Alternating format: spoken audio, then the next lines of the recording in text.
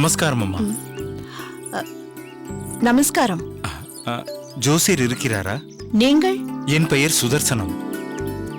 2 தினங்களுக்கு முன் அடியேன் வந்திருந்தேன். ஆமாம் ஆமாம், அவர் சொல்லி இருக்கிறார். உங்கள் மகளின் ஜாதகத்தை கொண்டு வந்தீர்கள் அல்லவா? ஆம், அந்த ஜாதகத்தை நன்றாக ஆராய்ந்து பார்த்து பலன் கூறுவதாக சொல்லி இருந்தார். அதுதான் அவரை பார்த்து பலன் அறிந்து ஜாதகத்தையும் வாங்கி செல்ல வந்திருக்கிறேன். நீங்கள் வருவது அவருக்கு தெரியாது என்று எண்ணுகிறேன். ஏனென்றால் இப்பொழுது அவர் அகத்தில் இல்லை, வெளியே சென்றிருக்கிறார். அடியேன் வருவதை அவருக்கு தெரிவிக்கவில்லை. தெரிவிக்கக்கூடிய வாய்ப்பும் அமையவில்லை. சற்று அமர்ந்து விட்டு அவரை பார்த்துவிட்டு செல்கிறேன். அவர் எப்பொழுது வருவார் என்று என்னிடம் சொல்லிவிட்டு செல்லவில்லை. தாமதமாகலாம். நீங்கள் எதற்காக காத்திருக்க வேண்டும்? நான் தொலைதூரத்தில் இருந்து வருகிறேன். அதுவும் முக்கியமான விஷயம், பெண்ணின் வாழ்க்கையாயிற்றே. நான் இங்கு காத்திருப்பதால் உங்களுக்கு எந்த சிரமமும் இல்லையே? இதில் ஒரு சிரமமும் இல்லை. ஆனால் காத்திருப்பதில் பயனில்லை என்றுதான் கருதுகிறேன். பொதுவாக அவர் என்னிடம் எதுவும் சொல்லிவிட்டு செல்வதில்லை. பல சமயங்களில் பொழுது சாய்ந்த பின் தான் வருவார். ஆகையால் நீங்கள் செல்வதுதான் உங்களுக்கு நல்லது. அதற்கில்லை அம்மா. அன்றே என் மகளின் ஜாதகத்தில் உள்ள பலாப்பலன்களை அறிந்து கொள்ள வேண்டும் என்ற ஆவலில் வந்தேன். ஆனால் அன்று அது நடக்கவில்லை. இன்றாவது அது கிடைக்கும் என்ற நம்பிக்கையில் வந்திருக்கிறேன். இன்றும் நிராசையுடன் நான் திரும்ப வேண்டுமா? அகமுடையாளும் அங்கு எதிர்பார்ப்புடன் காத்திருப்பாள். ஒரு பெண்ணின் தந்தை என்ற முறையில் உங்கள் தவிப்பும் சங்கடமும் எனக்கு புரிகிறது. நீங்கள் கவலை கொள்ள வேண்டாம்.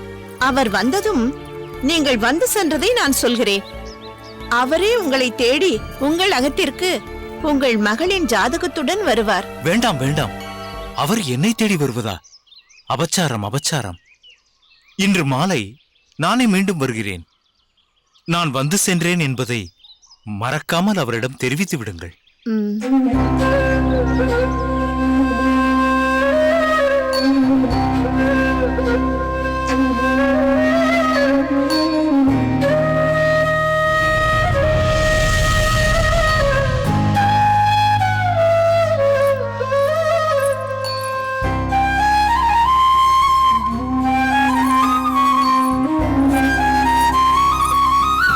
என்ன, சென்று விட்டாரா? சென்று விட்டார். ஆனால் அவரை வழி அனுப்புவதற்குள் நான் பட்டுப்பாடு இருக்கிறதே, அது எனக்கு தான் தெரியும். அவரிடம் ஏதாவது சொல்ல வேண்டும் என்றால் வெளிப்படையாக சொல்லிவிட வேண்டியதுதானே. தாங்கள் அகத்தில் இல்லை என்று பொய் சொல்வதற்கு எனக்கு மிகவும் சங்கடமாக இருக்கிறது. பொய் சொல்ல உனக்கு சங்கடமாக இருக்கிறது. உண்மையை உடைத்து சொல்ல எனக்கு தர்ம சங்கடமாக உள்ளது. சில சமயங்களில் இப்படிப்பட்ட தர்ம சங்கட நிலையை எதிர்கொள்ள நேரிடும். பாவம் சுதர்சனம். அவர் முகத்தை பார்த்தாலே பரிதாபமாக இருக்கிறது, பச்சாதாபமாக இருக்கிறது. பொய் சொல்லி அவருக்கு சந்தோஷத்தை கொடுக்கலாம். ஆனால் அந்த சந்தோஷம் நிலைக்காது. அதே சமயம் உண்மையை சொல்லவும் என் மனம் ஒப்பவில்லை. அப்படி என்ன தர்ம சங்கடம் அது? தார்மீகத்தை பற்றி நீ அறிவாய். ஜாதகம் என்பது ரகசியமானது. ஒருவரின் பலாபலன்களை மற்றவரிடம் சொல்வது முறையாகாது. பெண்களுக்கே உரித்தான ஆவல் உனக்கும் இருக்கிறது. ஆனால் இது உனக்கு தேவையில்லாத ஒன்று. எனக்கு நீ செய்ய வேண்டியதெல்லாம், சுதர்சனம் எப்பொழுது என்னை காண வந்தாலும் நான் வீட்டில் இல்லை என்றும் எப்பொழுது வருவார் என்று தெரியாதென்றும் சொல்லிவிடு. ஆனால் பொதுவாக நீங்கள் ஒருவரையும் இப்படி தவிர்த்ததில்லையே. இந்த ஜாதகமும் பொதுவான ஜாதகம் இல்லையே, பொருள் பொதிந்த ஜாதகமாக இருக்கிறது. சரி, அதை விடு. நான் சொன்னதை கவனத்தில் வைத்துக்கொள். சுதர்சனம் இனி என்னை சந்திக்கவே கூடாது.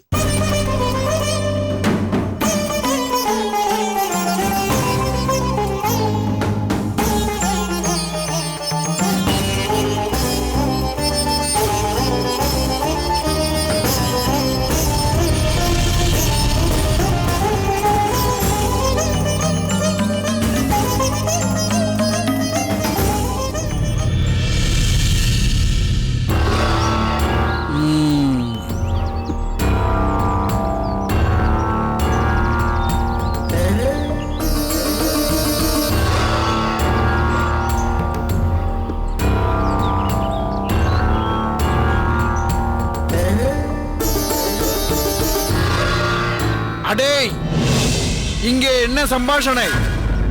ஊர்க்கதைகளை பேசுவதற்கு இங்கு இடமில்லை. குருதேவா, பாடம் பற்றிய விஷயங்களைத்தான் பேசிக் கொண்டிருந்தோம்.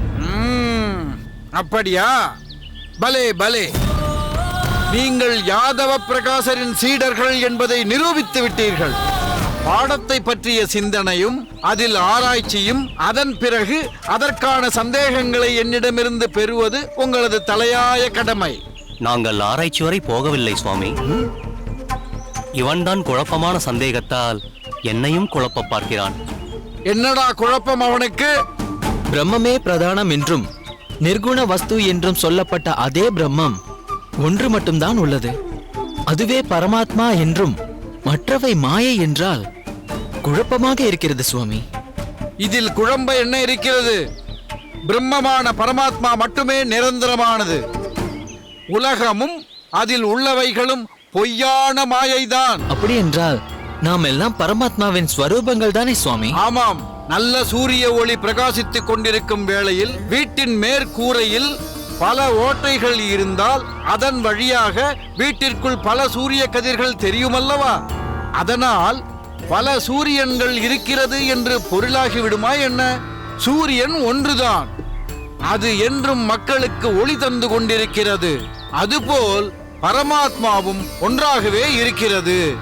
சூரிய கதிர்கள் போல் ஜீவாத்மாக்கள் இவ்வுலகில் படர்ந்து இருக்கிறது. இதுபோல்தான் நானும் இவனுக்கு விளக்கினேன் குருதேவா. நாம் அனைவரும் பரமாத்மாவின் சொரூபமான ஒரே ஆத்மா என்றால் நான் உன்னகத்திற்கும் நீ என்னகத்திற்கும் போக முடியுமா என்கிறான். இதுதான் விபரீத புத்தி. அடையனே, நீ இந்த உடல் என்ற எண்ணத்தில் இருக்கும் வரைதான் அதன் அடையாளமாக அவரவர் அகத்தில் தனித்தனியே இருக்க முடியும்.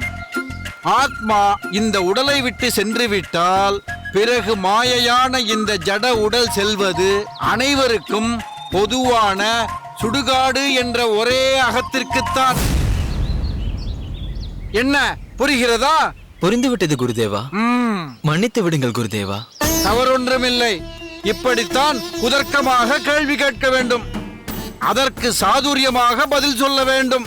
அப்போதுதான் நீங்கள் என் சிஷ்யர்கள் என்ற பேரு பெறுவீர்கள். குருநாதா, அடியேனுக்கு ஒரு சந்தேகம். உனக்குமா? கேள். இல்லை, வேதாந்த பாடங்களை இத்தனை நாட்கள் பயின்றும் இவர்களுக்கு இந்த குழப்பம் வருவானேன்? வேதாந்தத்திலேயே இதற்கான தீர்வோ அல்லது விளக்கமோ இல்லையா? இல்லை, குழப்பம் ஏற்பட்டால் தான் தெளிவு பிறக்கும் என்று வேதாந்தமே குழப்பமான கருத்துக்களை தெரிவிக்கிறதோ? அடே அறிவியலி, உன் கேள்விக்கு இவர்கள் கேள்வியே பரவாயில்லை. அதற்கில்லை குருநாதா. இவ்விதமான குழப்பங்களுக்கு தகுந்த விளக்கங்கள் தரும்படி தாங்கள் ஏதாவது விரிவுரை எழுதக்கூடாதா என்றுதான் கேட்கிறேன். என் மனதில் இருப்பதை அப்படியே பிரதிபலித்து விட்டாய். என்னுடன் கூடவே இருந்ததில் உன் மூளையும் சிந்திக்கிறதடா. மாணவர்களே, வேதாந்த சூத்திரங்களில் இருக்கும் பல முடிச்சுகளை திறமையாய் அவிழ்க்க ஒரு சிறந்த விளக்க உரையை நான் தொகுக்க வேண்டும் என்ற எண்ணம் எனக்கு தோன்றியிருக்கிறது. அதற்கு பல குறிப்புகள் பல உபனிஷத்துக்களில் இருந்து எனக்கு தேவைப்படுகிறது. அதை அளிக்கும் திறமை உங்களில் யாருக்காவது இருக்கிறதா என்பதை இதன் மூலம் அறியப் போகிறேன். உங்களில் யார் அதை செய்யப் போகிறீர்கள்?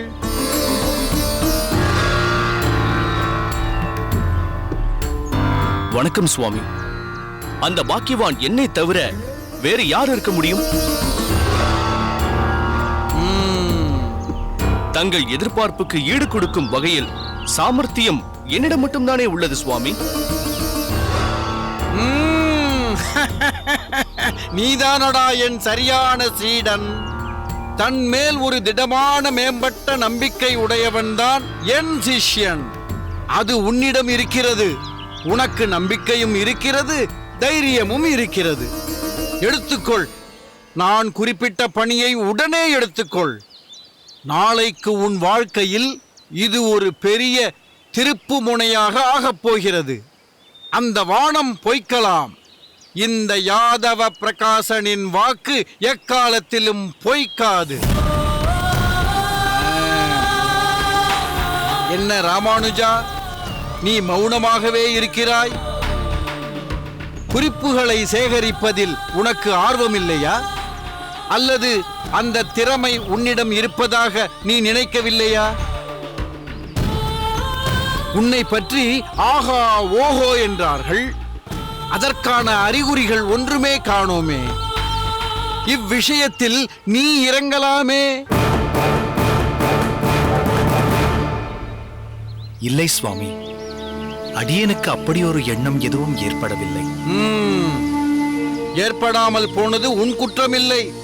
இதற்கு முன் நீ இருந்த பாடசாலையின் தரம் எப்படியோ அதன்படிதான் மற்ற விஷயங்களும் இருக்கும். மயூரவண்ணன் யார்? அவர் பாண்டித்தியம் எவ்வளவோ அவ்வளவுதானே உனக்கும் அளித்திருக்க முடியும். ஒரு நிலைக்கு மேல் அவரிடம் எதிர்பார்ப்பது வீண்தான். ஆனால் இங்குள்ள மாணவனை பார், துணிந்து காரியத்தில் இறங்குகிறான் பார். ஆராய்ச்சி என்றதும் எப்படி பாய்ந்து வருகிறான் பார். அதுதான் என் மாணவன். சுவாமி, அடியேன் இங்கு கற்க வந்திருப்பதாகவே கருதுகிறேன். அறிய வேண்டியதும் நிறைய இருக்கிறது. தங்களது மேதாவிலாசத்திற்கு உதவும் அளவிற்கு அடியேனின் ஞானம் வளரவில்லை. உட்கார். சுவாமி, வா சம்பூர்ணம், என்ன விஷயம்? புதிதாக ஒரு மாணவன் நம் பாடசாலைக்கு வரப்போகிறான் என்று சொன்னேனே, அவன் வந்திருக்கிறான். வரச் சொல். வாருங்கள்.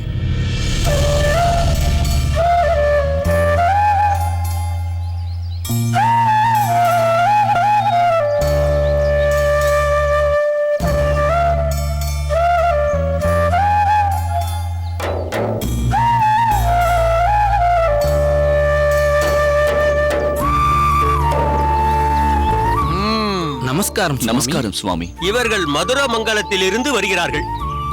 இவர் கமலநயர பட்டர். இது இவரது புத்திரன் கோவிந்தன். நமஸ்காரம். இவன் ராமானுஜனின் சித்தியின் மைந்தன். ஓ, இப்போது எனக்கு நன்றாக புரிகிறது. ராமானுஜா, நீ சொன்ன கோவிந்தன் இவன்தானா? ஆம் சுவாமி. நல்லது நல்லது. பார்ப்பதற்கு மிகவும் தேஜஸ்வியாகத்தான் இருக்கிறான். கேள்விப்பட்டேன். ராமானுஜன் எங்கு சென்றாலும் நீயும் பின்தொடர்ந்து செல்வாயாமே. இப்படித்தான் இங்கும் வந்தாயோ? அப்படியெல்லாம் ஒன்றுமில்லை சுவாமி. உங்கள் ஞானக்கனியை சுவைக்கவே இவன் உங்கள் பாடசாலைக்கு வந்திருக்கிறான். ஏன் மதுரமங்கலத்தில் பழுத்த கனி ஏதும் கிடைக்கவில்லையா? திருப்பூட்குழிக்கு சுவைக்க வந்து விட்டீர்? மன்னிக்க வேண்டும், அடியனுக்கு உணவு பதார்த்தங்களை உதாரணமாக சொல்லியே பழகிவிட்டது. அதனால்தான் பழம் என்று சொல்லிவிட்டேன். பாவம் குருதேவா, அவரும் என்னை போல் ஆகார பிரியர் தான் போல இருக்கிறது. வேண்டுமென்றால் நீயே அவனுக்கு பாடம் கற்றுக் கொடுக்கிறாயா? குருதேவா,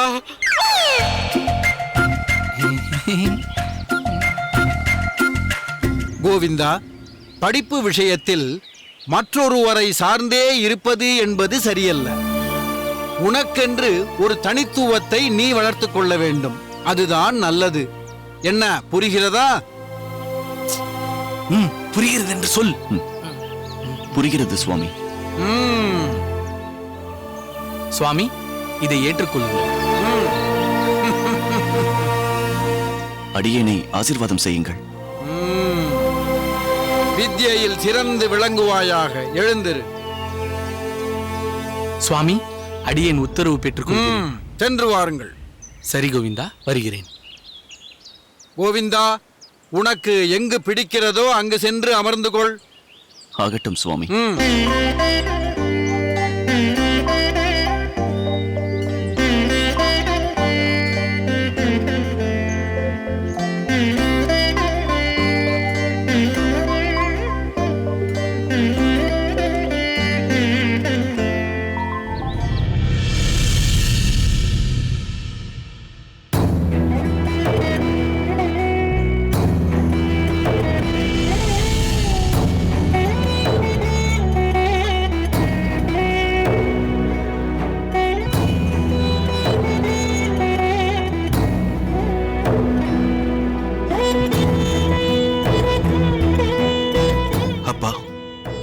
நடத்தும் பாசுர பாடசாலைக்கு நல்ல வரவேற்பு இருக்கிறது.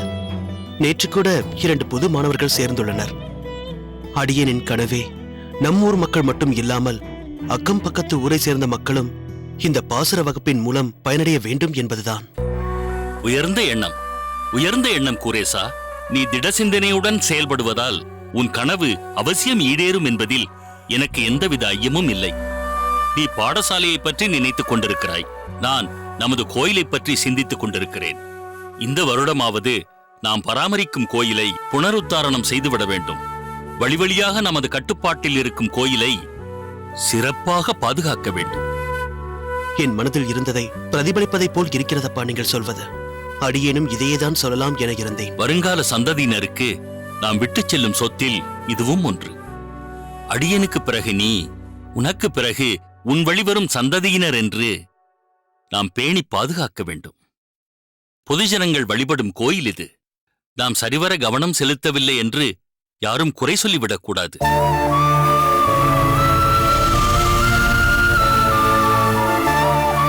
ராமானுஜன் இன்று இங்கு வரும் எண்ணத்தில் இருப்பதாக தெரியவில்லையே காந்திமதி.